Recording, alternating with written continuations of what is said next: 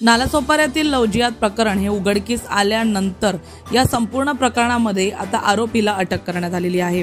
परंतु या लवजियात प्रकरणामुळे आता सर्वत्र एक जागरूकतेची लाट पसरली आहे। या संपूर्ण प्रकरणामध्ये जी पीडित व्यक्तीचे पिता होते त्यांनी देखील अशी माहिती दिली आहे की या संपूर्ण प्रकरणामध्ये त्यांच्या मुलीला वाचवण्यासाठी त्यांना किती त्रास झालाय।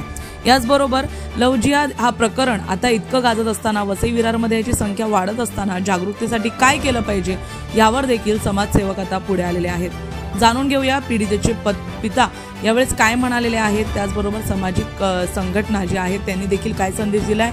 या संपूर्ण प्रकरणामध्ये आणखी एक गोष्ट पाहण्यासारखी होती की नालासोपाऱ्यातील शाळा जिथे ही पीडित मुलगी शिकत होती त्या ठिकाणी अनेकदा माहिती देऊन देखील त्या शाळेतून तिला एनओसी देण्यात आली नाही आणि हे संपूर्ण प्रकरण जे आहे ते शाळेतूनच आणि शाळेच्या आजूबाजूच्या परिसरातूनच सुरू झालेलं होतं।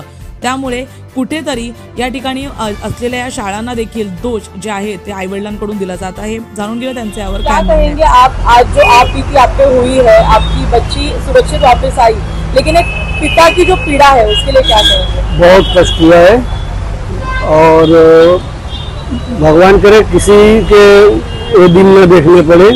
हम लोग 2-3 दिन बहुत ढूंढे, बिना खाना खाए हुए और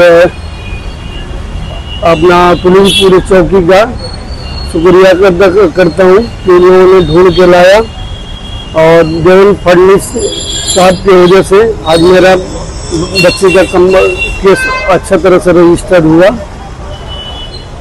अभी आरोपी के बारे में पुलिस क्या है? अभी आरोपी पकड़े गए हैं।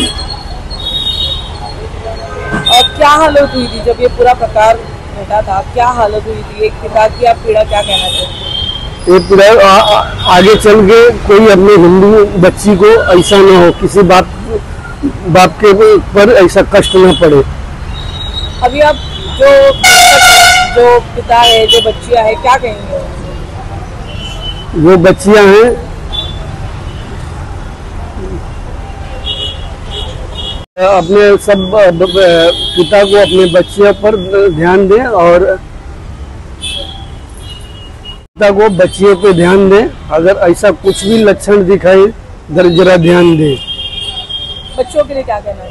बच्चियों के लिए कहना चाहता हूँ कि बच्चियों कुछ गलत हो रहा है तो उधर मत जाओ। ज्यावेळेस तिची जबाबदारी अशी होती की मला माझ्या परिवाराकडे जायचंय, मला माझ्या परिवाराकडून लांब करा, मला त्याच्याबरोबर राहायचं आहे असं ती बोलत होती। आणि त्यावेळेस दुसऱ्या दिवशी ज्यावेळेस तिचा निकाह झाला नव्हता म्हणून पोलीस प्रशासनाने तिला परत परिवाराकडे दिलं।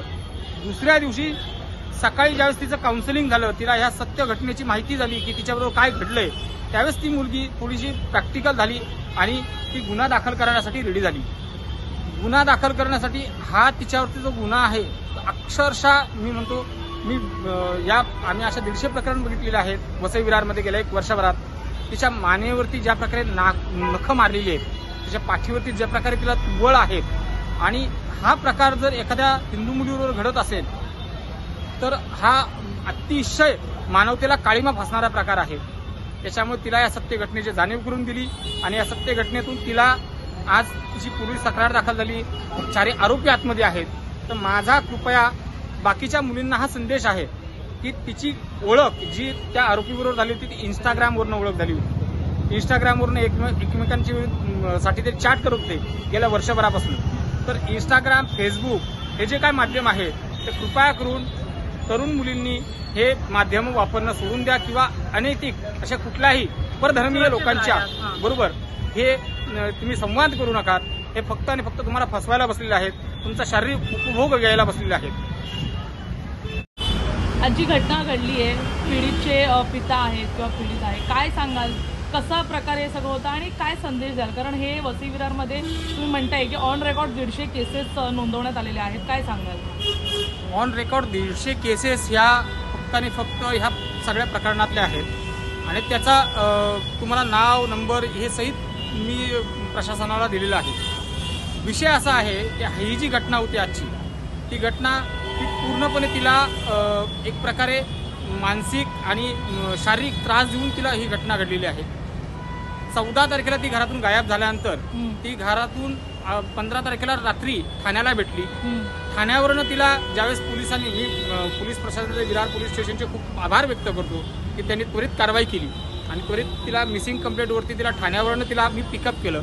ठाण्यावरनं पिकअप केल्यानंतर ज्यावेळेस ती पोलीस स्टेशनमध्ये स्वतःचा जबाब देत होती पहिल्या दिवशी, त्यावेळेस ती असं म्हणत होती की मला फक्त आणि फक्त त्या पोराबरोबर जायचं आहे, मला माझ्या परिवाराकडे जायचं नाही आहे, मला माझ्या परिवाराकडे कुठेही मला पाठवू नका.